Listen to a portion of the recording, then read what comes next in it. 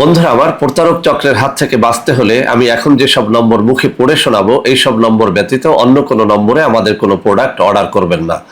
01825554466, 01825554455, 01788746430, 09647450450। আসসালামু আলাইকুম ওয়া রাহমাতুল্লাহি ওয়া বারাকাতুহু। বিসমিল্লাহির রহমানির রহিম। আলহামদুলিল্লাহি রাব্বিল আলামিন ওয়াল আকিবাতু লিল মুত্তাকিন ওয়াসসালাতু ওয়াসসালামু আলা নাবিয়্যিহি মুহাম্মাদিন ওয়া আলিহি ওয়া আসহাবিহি আজমাইন, আম্মা বা'দ। সম্মানিত দিনদার ভাই বোনেরা, আজ আমি আপনাদের জন্য অত্যন্ত চমৎকার, অত্যন্ত ব্যতিক্রম ধর্মী একটা ভিডিও নিয়ে হাজির হয়েছি। বন্ধুরা আমার এই চ্যানেলগুলো খোলার পর থেকে আমার যুবক বন্ধুদের জন্য অনেক ভিডিও তৈরি করা হয়েছে তাদের নানা রকমের যৌন সমস্যার সমাধান নিয়ে। সেই সাথে ইদানিং আমি আমার অনেক মা বোনদের জন্যও অনেক ভিডিও তৈরি করে ফেলেছি। তো বন্ধুরা আমার সাথে আমার এক বৃদ্ধ ভাই অনেকটা অভিমান করেই কথা বলেছেন। তিনি বলেছেন যে স্যার, আপনি মেয়েদের জন্য ভিডিও দেন, যুবকদের জন্য দেন, তরুণীদের জন্য দেন, সবার জন্য দেন, কিন্তু আমরা যারা বুড়ো হয়ে গেছি আমাদের জন্য কি আপনার কোনো দরদ নেই? আসলে আমি আমার এই বৃদ্ধ ভাইয়ের কথা যখন শুনলাম তখন আমি অনেকটাই কষ্ট পেয়ে গেলাম।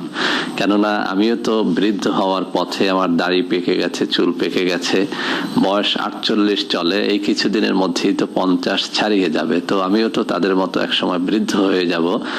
ওনাদের খোঁজ খবর যেভাবে আমরা নিচ্ছি না, আমাদের খোঁজ খবরও তো একসময় যুবকেরা নেবে না।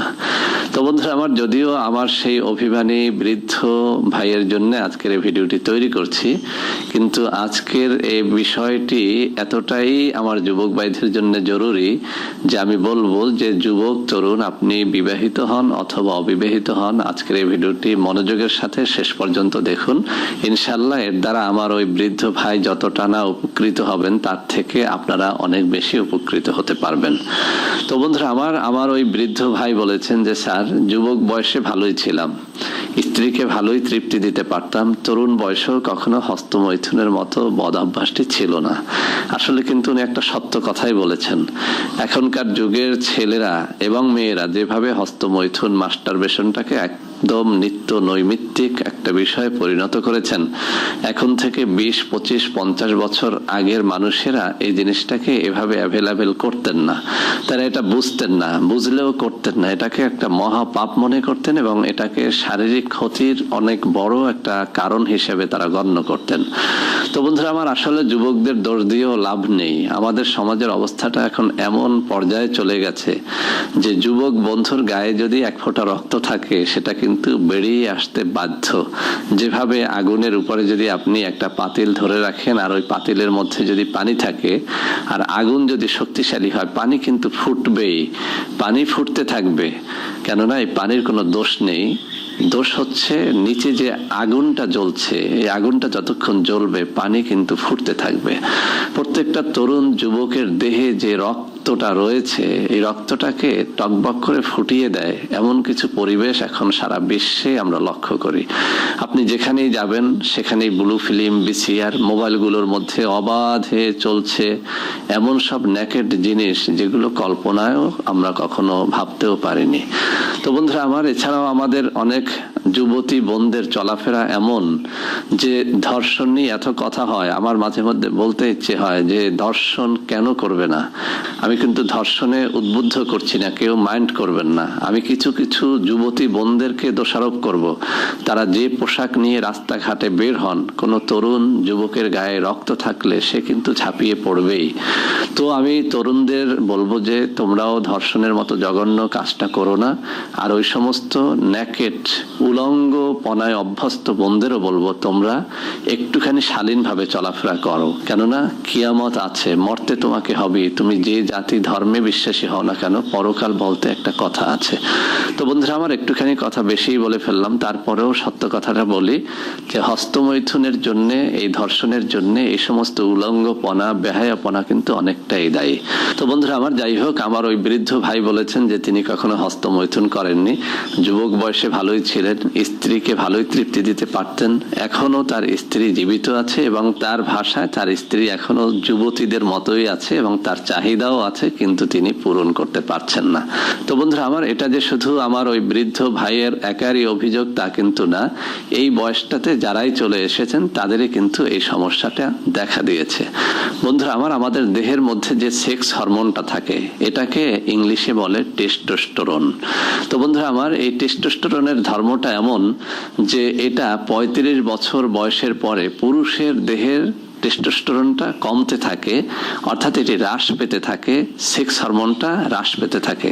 কিন্তু আল্লাহ রাব্বুল আলামিনের কি কুদরত, আশ্চর্যের বিষয় হচ্ছে এই টেস্টোস্টেরন বা সেক্স হরমোন মহিলাদের দেহেও থাকে, কিন্তু তাদের ক্ষেত্রে ঘটে এর উল্টাটা, অর্থাৎ তাদের 35-এর পর এই টেস্টোস্টেরনটা আরো বাড়তে থাকে, সেক্স হরমোনটা আরো বাড়তে থাকে।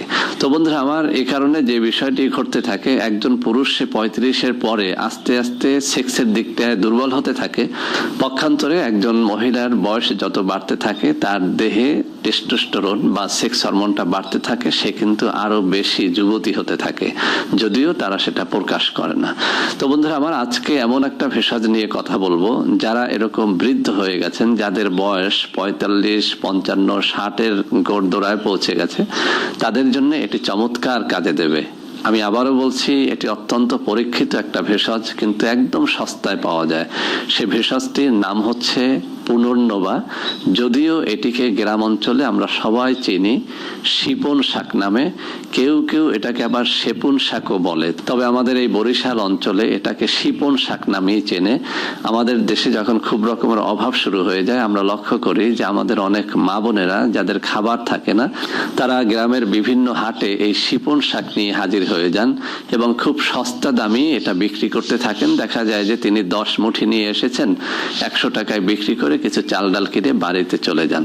তো বন্ধুরা আমার, আমরাও অনেক সময় এই শিপন শাকটা খুব সস্তার বলে খেতাম না, কিন্তু এখন দেখি এই সমস্ত বই পুস্তকের মধ্যে এই শিপন শাকের এমন সব ফজিলতের কথা বলা হয়েছে যেটা আসলেই কল্পনা করা যায় না। তো এই শিপন শাকটাকে একটা নির্দিষ্ট পদ্ধতিতে খেতে হয়। যদি আপনি খেতে পারেন, আপনি তরুণ হন, যুবক হন, এমনকি আপনার বয়স যদি 60, 65 অথবা 70 হয়ে থাকে, আপনি 16 বছরের যুবকের ন্যায় তাজা হয়ে যাবেন। এটি পরীক্ষিত, আমি আবারও বলছি এটি পরীক্ষিত। অতএব আজকের ভিডিওটি যেসব বৃদ্ধরা দেখছেন তাদেরকে বলবো, আপনারা বিশেষ করে এই শাকটা খাওয়ার অভ্যাস করেন। যদি আমি যে নিয়মে বলবো এই নিয়মে খেতে নাও পারেন, আপনি এটাকে রান্না করে অথবা ভর্তা করে খান। আমি এখানে ছবি দিয়ে দেবো, একদম পরিচিত একটা শাক, শিপন শাক, যার শুদ্ধ নাম হচ্ছে পুনর্নবা। তো বন্ধুরা আমার, বৃদ্ধ বয়সে একদম তরুণের মতো যৌন শক্তি লাভ করার জন্য, এই লিঙ্গটাকে একদম স্টিল শক্ত করার জন্য এই পুনর্নবা গাছটাকে যে পদ্ধতিতে খেতে হয় সেটি হচ্ছে, আপনি 4-5টা পুনর্নবা গাছ তুলে নেবেন, তার শিকড়টাকে বেটে বা পেস্ট করে আপনি একটা কাপের মধ্যে ঢেলে নেবেন।